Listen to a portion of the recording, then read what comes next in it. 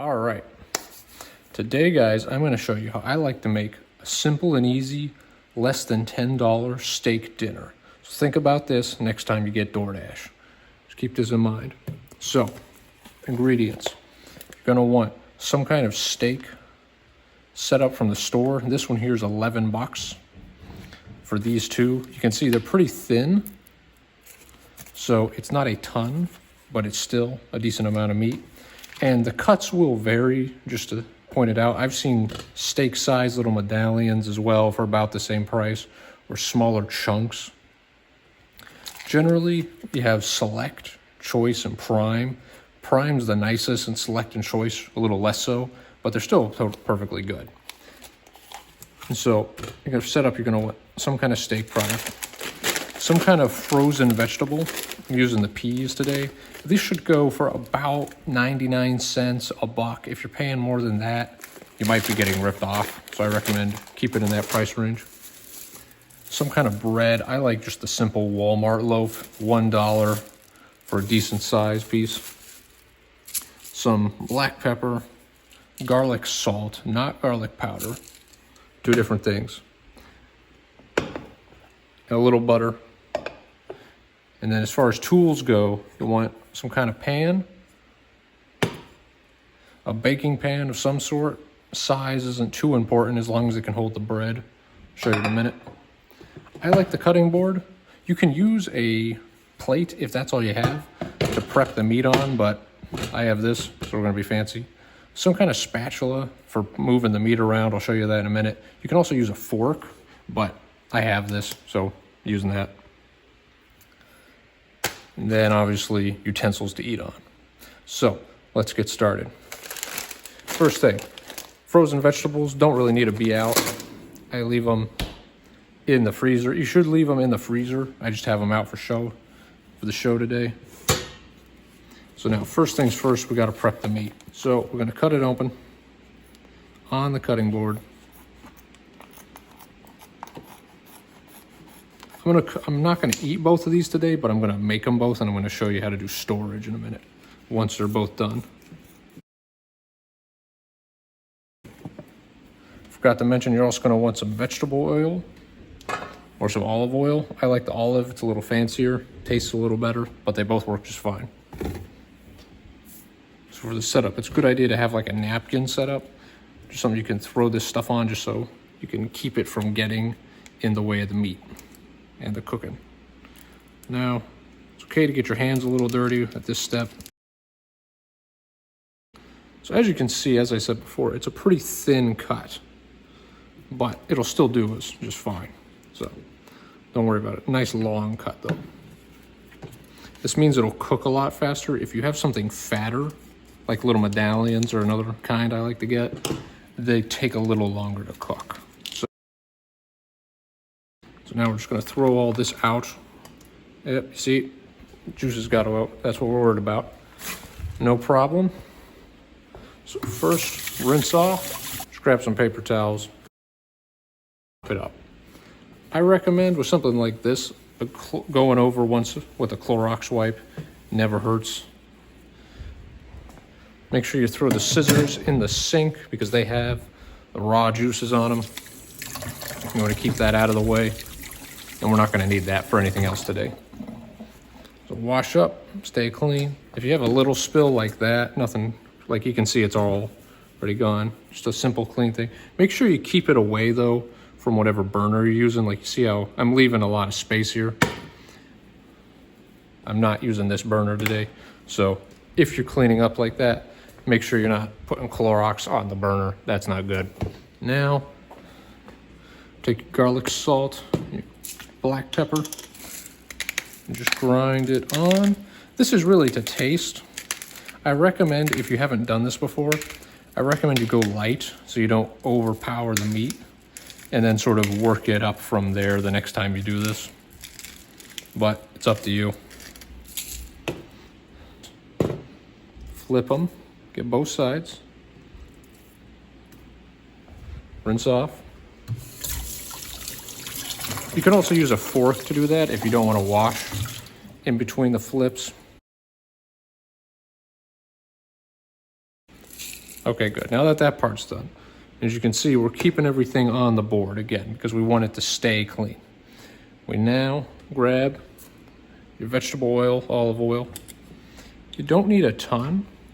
And also, just to help you see here, when you put some on, you don't really want to fill the whole pan right away because this stuff spreads out. Like you saw how much, see how it spreads out so much?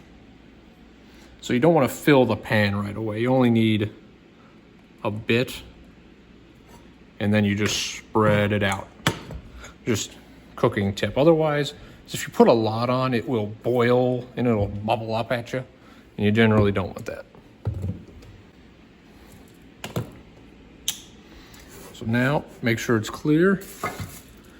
Now we turn on the heat. I recommend medium, whatever your oven has, halfway to the top. For these guys, they'll cook pretty fast. While that's warming up, we get the bread.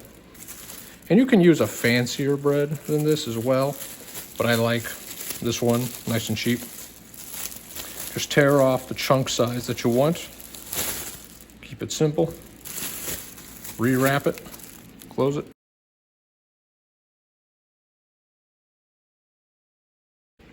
All right, so now you just put the bread in the baking pan. Take butter, and we're just gonna butter it like toast.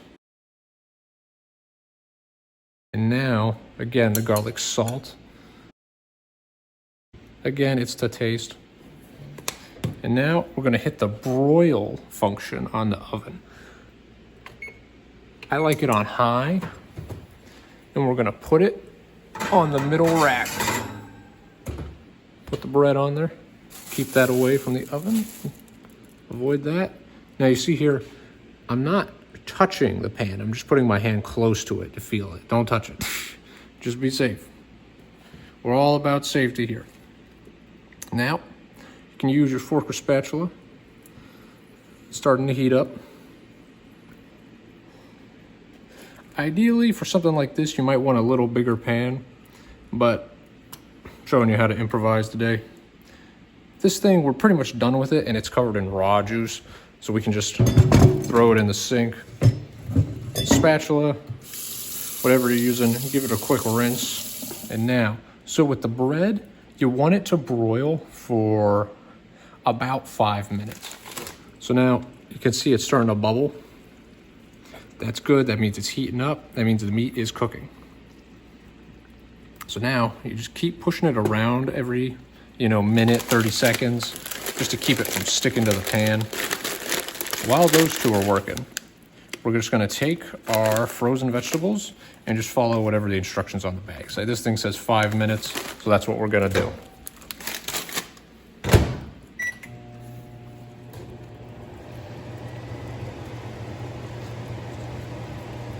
So you can see here, oil is starting to bubble. And so this is what I was telling you about. Don't use too much. And you can see how thin these guys are. They're already cooking. So just keep moving them around. Ideally, you would have more space. You really shouldn't cram it like this, but we're educating today, so it's okay to make a few mistakes. A future chef note here. I forgot to say when recording, these cuts have been on for about 2.5 minutes when I flip them, just to give you a feel for how long to cook these over medium heat.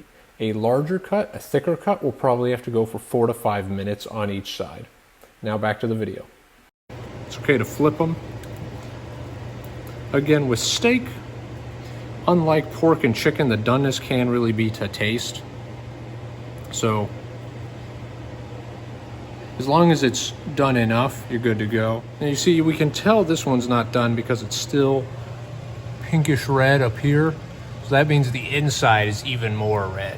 So no matter how done you want it, you want the outside done. As if the outside's not done, the inside definitely isn't. So just to keep that in mind. You see, look at that, that's still pinkish.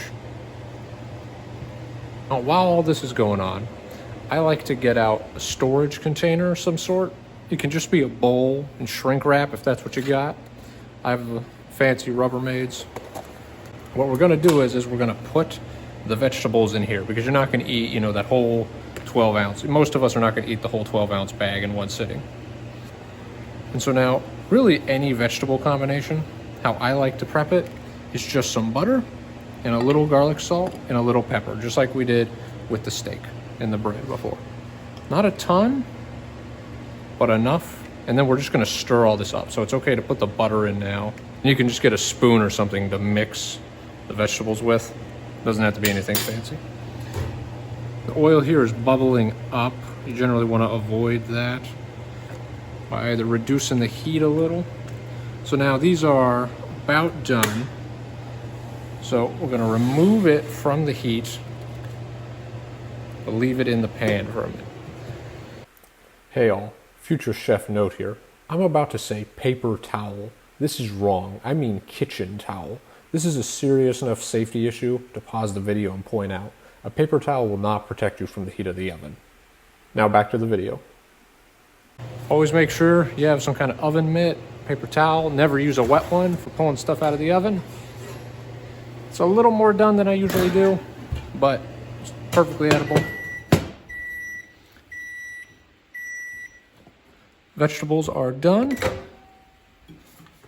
So you just pull it out, nice and simple. Doesn't hurt to cover the bread. Make sure you get it all. You paid for it, you earned it. Butter's already in there. So now we just add some garlic salt and pepper. And you just stir it up. What these three do is they help bring out whatever flavor is already in the vegetable. If you only use them in a limited amount. If you put too much on, it will overpower the vegetable and you'll just be tasting butter, garlic, salt, and pepper, which isn't terrible, but it's not totally what we're going for right now. So now for storage, because we have two of these guys, if you don't always do this, just take one, whichever one you're not eating right now. It's okay to get the oil off. Just throw it on a plate and just leave it to the side. We're not gonna put it in the fridge or anything yet because it's still hot. And if you put hot stuff in the fridge, it doesn't save as well as if you let it cool off and then put it in.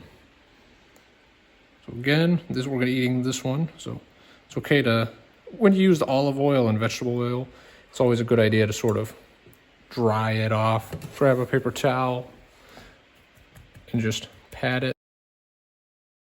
Because you don't want to eat all that grease, usually. Sometimes you do, but we're not doing that today. And plus this makes it a little better for you, lets you taste the meat more. And now we're pretty much done. Just serve up and enjoy. And remember, all this today, about $5-6 for this, less than $1 for these two, less than $1 for this. Keep that in mind next time you DoorDash. Post this on Instagram, show off to your friends, and remember to tell them who taught you. Have a great day. All right, so cleanup, post-operation review.